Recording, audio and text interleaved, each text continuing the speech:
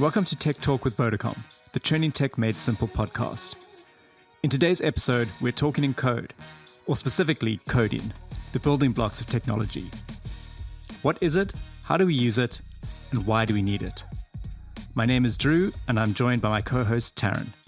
Hi everybody, we are really excited to be here today, and we've got an incredible woman doing incredible things in coding with us. Her name is Oratile Mapumulo. She's the Core Data Networks Planning Manager at Vodacom and specializes in the architecture and design of Vodacom's IP transport network. Hi Oratile, how are you doing today?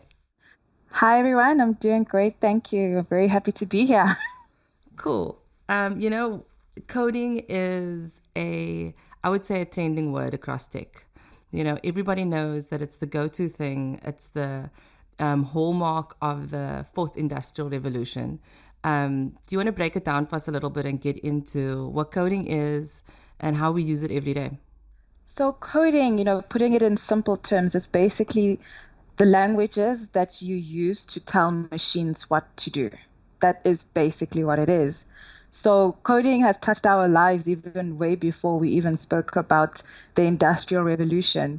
Your DSTV decoder has a microchip that has a computer program running on it, telling it to get the signals from this channel and broadcast it on your TV in a certain way with certain resolutions. It's always been there. But now with the access to information and everything, we're looking into automation and machines being more intelligent and doing more things, it touches bigger industries outside of just technology. So that's why now it's become so profound, and it's something that's so important because we can't run away from it. And the more you're exposed to computer programming, the more you can actually bring it into your everyday life, expose yourself to it, learn more about it, and get more comfortable with it because it touches everything now. It's in the accounting industry, it's in mining, it's in everything. So that's basically what it is. Programming, it's just a language. Languages, okay, there's different programming languages to tell machines what to do. So is it correct to say that essentially everything begins with the code? Everything, especially with technology, yes. Down to, you have smart appliances now, your cell phone, your computer, your TV, and everything that you engage with on a daily basis operates off of a computer program. So when we're talking about coding and we're talking about professions, you mentioned it, that it's seeping its way sort of into all these different types of professions. I think for me, I thought it was kind of just limited to the computer programming, IT section of the business or, professions. But there's so many people that are coming from diverse backgrounds that are getting into coding and they're merging these worlds. We know of Yes. People who are completely re-diverting their entire careers and deep diving into coding, and they've never had any history with it before. Is that something that we see coming on a lot more? Definitely. We see it coming a lot more. Personally, my best friend from high school, she was studying to become a CA while I was studying to become an engineer. And career-wise, we couldn't be more different. She was worrying about board exams, and I was worrying about, antenna design and radio frequencies and all of these things. And now in our professional life, now in our adulthood, she was actually developing a robot, so an automated system to reduce the amount of admin work done when doing auditing. So somebody who, 10, 15 years ago, when she heard the word engineering and programming languages, she would be like, what's that? Now it's become part of her everyday life. There's just no way of avoiding it. I was actually at a conference once where we had ladies from all different industries. So we had even the cosmetics, we had people from Revlon, Estee Lauder, and all of those things. And now they actually have software programmers in their teams to write programs to pull customer data, to understand better what their customers need, to be able to, maybe develop a certain color palette for the makeup lines, to make sure that stores in particular areas have what the customers in those areas need. It's everywhere. It's very hard to avoid. So it's essentially, well, it's basically an essential skill, really. Yes, it really is. It really is. Um, I'm sure. Before COVID hit, COVID, I think, accelerated the need to have the kind of infrastructure available in all our schools, so our kids can actually be able to be exposed to these things. So now our kids have done online learning, but now beyond online learning and doing video classes, you need to now start learning how to actually build things online, how to, build algorithms, how to build solutions using software. So it's very important. It's very relevant. Yeah. So seeing as it is such an important skill, obviously it's something you want to encourage kids to start doing from quite a young age.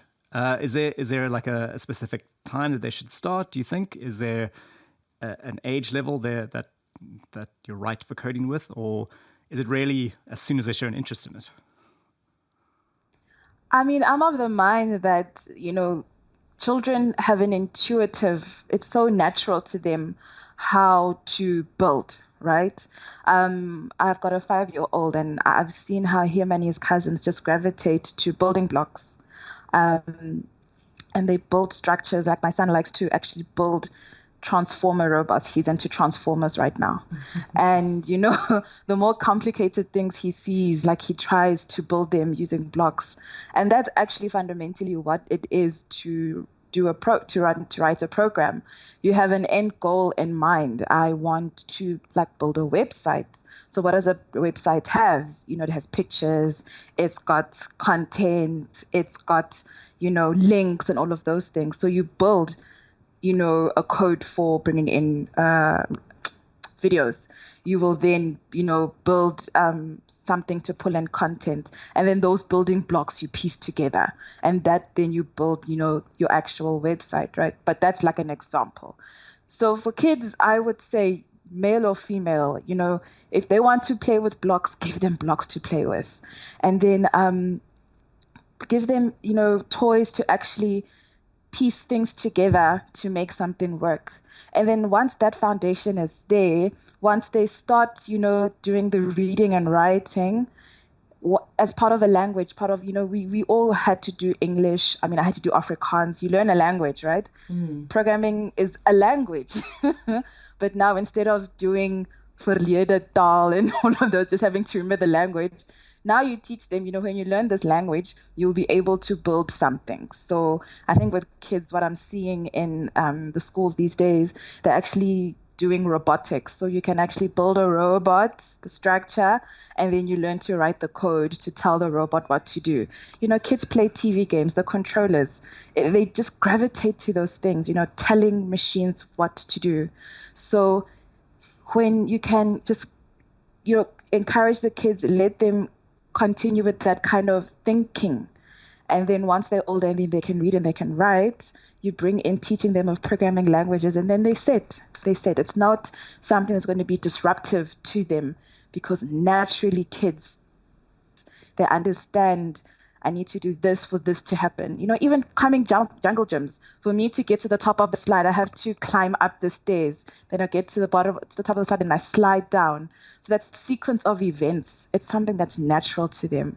So it's just finding a way to build on it. And then once their alert level is there to learn the actual languages, to write algorithms, to build designs, then they'll be good to go. If we can just go back to the transformer. So let's say hypothetically somebody like me would be interested in building their own transformer. You was quite excited by the concept of building a transformer, clearly. Where do we go from there? How do I start doing that? So the intricacies are quite complicated, and I think of, a transformer, because, it has to go from a car, and then it becomes an actual robot and all of those things, right?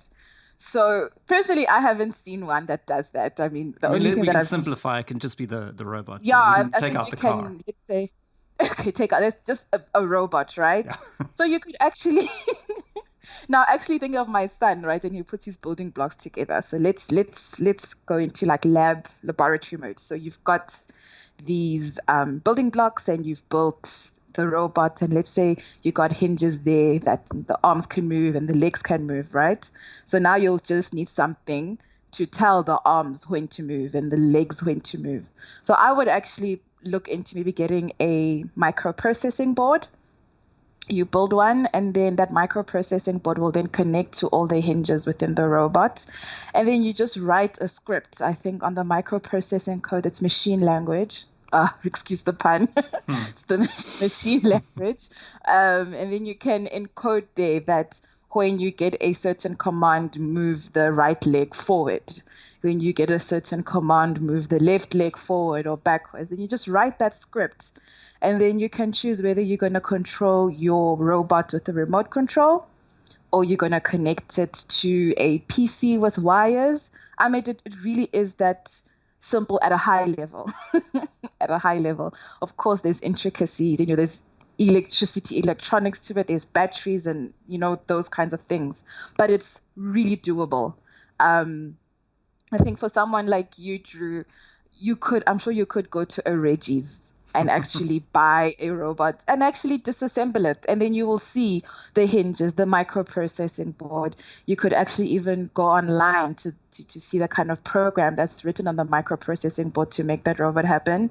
And then you can put it together and you would have built your own robot and got the lessons. And then maybe you'll make Optimus Prime. And then maybe when you want to make Bumblebee, you've got the lessons from that one.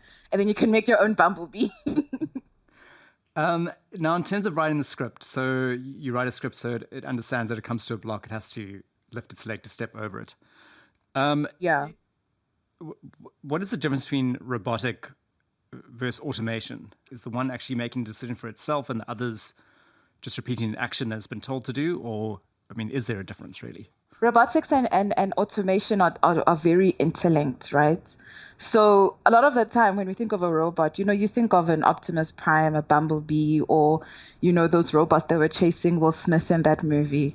But to come down to first principles, a robot is something that takes a monotonous action and it does it for you. Like filling out a form, auto-populating. When you write a WhatsApp message and it sees, okay, you're writing DIS or you're writing discover. It's kind of that thing of kind of automating something that you do on a frequent basis. So that's where the robotics come, because it's an application that runs using software to automate what it is that you're doing. So now, when they built robots, they're like, let's think of the robot that's actually there at Vodacom World. Before there was a robot, there would actually be people who would come and say, good morning, how are you? Welcome to Vodacom World. But now it's a repetitive thing. Every time a customer comes in, they need to be approached and welcomed and asked what they're going to do and then given the direction of where they can to go do it. So now Pepper does that. And then by the time you finish with Pepper, you know exactly where to go. And now the people, the human people who have the intellect to actually solve your problems, that's what they're there to do. So, robotics and automation is to take away any monotonous function so that us as human beings can do what it is that only we can do, which is really solve complex problems, because we have the experience, we have the knowledge, and we have that human interaction that robots will never be able to replicate. And Aratile, tell us a little bit about, before you became this incredibly skilled individual in this, tech world, what inspired you and what did you look up, or who did you look up to, growing up? How did you get to where you are now? So, to be honest, and people don't believe me when I say this, I used to really enjoy drawing. I used to draw comic strips and, do this. I was a sketch artist. Mm-hmm. That was what I used to do in my free time.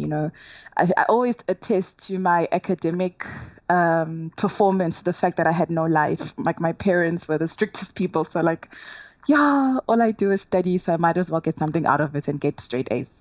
But what used to make me happy is drawing. And I really wanted to become a graphic artist. Because of my, performance, especially in maths and science, my guidance teacher was like, or just consider engineering. And I was like, oh, okay. So I went and applied for engineering. I was, blessed enough to be awarded a Vodacom bursary, and off I went to UCT to study. And then being at UCT and seeing what the senior students were actually doing, at that time, I think it was when they were still doing research for 3G. I was like, oh wow, this really just comes from like a computer screen and you're writing a script and now I can download things. I found that so amazing. So that is what kind of fueled me to be like, I want to know how to do that. I think that is so freaking cool. Because every time you think of a phone, you never think what's actually making your phone work. And there's an entire network. And how that network is actually built, I found very interesting. My final year thesis was actually to find a way to improve how the 3G network operates, like, with everything, the interference that comes in from the environment, whether it's rain or wind, that can distort your signal. How do you strengthen your signal to get the best 3G performance? So that's how I got into technology. And then when I came into Vodacom, I was really inspired by the senior engineers in the company. Their level of knowledge of the network, from the radio towers that you guys see when you're driving on the road until you break out into the global internet. I was just so interested into how that happens. And, like, I don't know if you guys know Devil Wears Prada. Yeah. And that lady, when she walks into a room, things shake. And I was like, you know what? There are men in the organization where they join a conference call. You need to know what you're talking about. And I was like, I want to be like that. I want to be so knowledgeable and so experienced and so respected that I become, that Devil Wears Prada woman. Like, you wanted to be the Meryl Streep of coding, basically.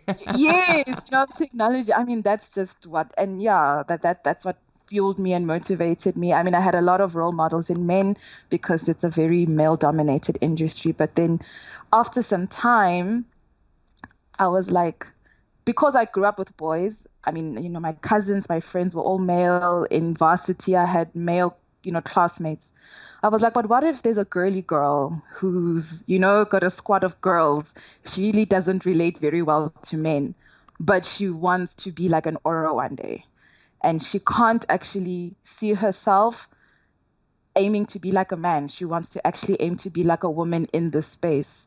And that's what motivated me to get involved and be like, okay, I want a girl to be able to see someone who looks like her, who talks like her, doing these things. So she can feel like, oh, okay, if this young lady can do it, so can I. So that is another motivation for me to just enable, to actually just broaden the kind of diversity there is, to say young ladies can do it, young guys can do it, anybody can do this. If you have the interest and you have the work ethic, you can make it in this space. So I think that brings us quite nicely onto the Vodacom program, Code Like a Girl. Yes. Which is something I know is quite important to you. I don't know if you can just talk us through that, what it is, what its aims are, and how you got involved in it. So the Vodacom Code Like a Girl initiative actually was born in the UK at our global Vodafone head office. So one of the principal leaders within the technology group came across an organization called Code First Girls. And this group wanted to, expose about, I think, 100 girls during that, I think it's their summer vacation in Europe, just teach them how to build their own websites. So the representative from Vodafone was like, oh, well, we have presence in all markets in the world you can think of. Let's take that 100 and just multiply. And so all of the markets under Vodafone were given the content and, the brief to be like, get a classroom full of girls and teach them how to write code using this program and build a website on their computers. We're like, okay, great. So when it came to Vodacom in 2017, I was one of 4 volunteers who actually did the facilitation of the course. And we invited about 20 young girls from a township high school in Tembisa. And it was such a rewarding experience because, first of all, some of them, it was the first time holding a mouse. having to teach somebody who's like 17 how to right click. It kind of gave you that shock, like we take so much for granted, you know what I'm saying? And at the end of it all, to think on your first day, you have to be taught how to right click. And on the Friday, you have a website. That sense of accomplishment that the girls left with was incredible.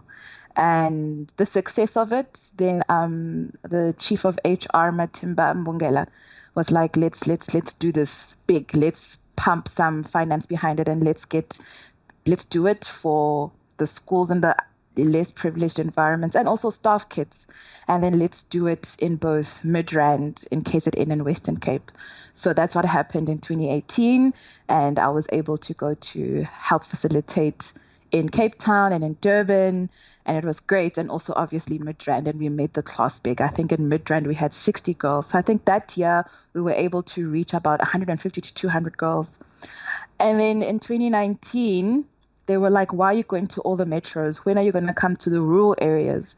So in the rural areas, through Vodacom Foundation, we have ICT centers. So those ICT centers were then used to teach the young girls from those less privileged backgrounds, bring them in the ICT center. We gave the content to actually the administrators in the ICT centers, and we had Vodacom Discover graduates also helping out to train there. So we really, I think last year we hit 1,000 young ladies. So it's like this beautiful snowball effect, and we're just bringing exposure. And just that thing of you can do it. If you can build a website in 5 days, imagine what you'll be able to achieve in your high school career. Imagine what you'll be able to do when you apply yourself in the same way in your tertiary career. And now that you have an exposure to technology, you can structure your education in a way that once you enter the workplace, you are ready for, what's happening there. I think that's such a powerful thing. I think when I just thinking back on the story you shared about being at varsity, and the element of exposure, I think is so powerful, because a lot of the times, thinking about people growing up in underprivileged communities, a lot of it is a lack of exposure. And I think 100%. the power of Code Like a Girl is that it's exposing, young women to something that they might never have been exposed to before. I remember being at varsity in my first year, taking a computer course, and, I'm the youngest of 4 kids, so I was exposed to a computer because I had, older siblings. But there was a woman sitting next to me who exactly that experience. She didn't know how to use a mouse, didn't know where the on button for a computer was. And, we take for granted that many people can go their entire childhood and into their adult life and not be exposed to the basics of, engaging with a computer. But I think the power of Code Like a Girl is also in the fact that they might not go into coding, but it gives them a skill. It gives them a sense of accomplishment and that confidence boost. And I think that is so significant and such a beautiful thing. And I think it's so awesome that you're not just the Meryl Streep of coding right now, because I think you fully got that role. I feel like it's a beautiful thing to see that you are opening up the space for other young women, and that Vodacom's empowering you to do that. Do you find that many people are getting into coding through studying independently? I definitely see that, very much so. And especially because the market demands it now, right? Nobody has the luxury to actually say, I'm going to take a sabbatical and go do software engineering and then come back and then, rule the space. Everybody has to do it in their free time, And yes, there's formal education, there's formal postgrad education, but being able to go to those content sites, being part of the community, and we all work together. If somebody can build a computer program to help you, source the best kind of luxury handbags, and it runs a query on all the databases of all the luxury handbags, and you say, I want a clutch, give me all the options. If I can write a code to do that, and I can launch an application or whatever, I can make that code available. And then somebody might actually, so I'm not interested in bags, I'm interested in a certain kind of, off-road bicycle tires. You specialize in a different area. But because you've got the skeleton, you can customize and it can meet your requirements. And that's really the best way to learn. Just like in Code Like a Girl, we don't sit with them for 3 days and just lecture them the whole day. We teach and then apply, teach and apply. And that's the quickest way to actually learn. So yes, that's the beauty of this time in this industry, because the content is there, the material is there, and the community is there, because we all work together, we learn from each other, and we get excited when technology moves forward. So that's why another reason why I love being in this space. Unfortunately, this year was disrupted because of COVID. It would have been nice to be able to do it online, but because the target market is the ladies, the young girls who just don't have exposure, they don't have the infrastructure, they don't have laptops, and data is a thing. And sometimes that interpersonal working, being able to ask the facilitator a question is really needed, especially if you've never been in front of a computer before. So this year, unfortunately, we weren't able to do anything. But in the future, Vodacom is looking to partner and just bolster it, maybe get to a point where in a lecture theater somewhere. And, we have girls who can actually maybe go to a UJ campus and actually get some university exposure, what it's like to be on campus, and then get to do the Code Like a Girl program. I mean, there's so many ideas we were brainstorming towards the end of last year how to grow it. But this is a program that the company is very much invested in, and they just want to see it grow from strength to strength. And it had such humble beginnings, to see it where it is now and where they look to take it is something very exciting. So watch this space. Awesome. Thank you so much, Oratile. We had such a fantastic time just touching base with you and getting to understand a bit more about the world of coding, and also just the importance of the culture of design and diversity within that space. So yeah, thanks so much. No, it's a pleasure. Thank you for having me. This is Tech Talk with Vodacom, trending tech made simple. Visit Vodacom now for more about the world of tech, and don't forget to subscribe to the podcast.